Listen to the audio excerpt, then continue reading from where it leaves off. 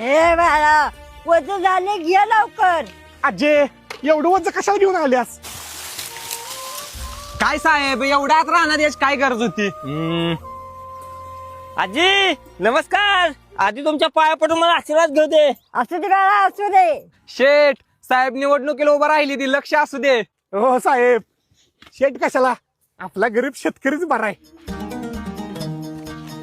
आजी हे माझं चिन्ह आहे, या चिन्हालाच मतदान करायचं.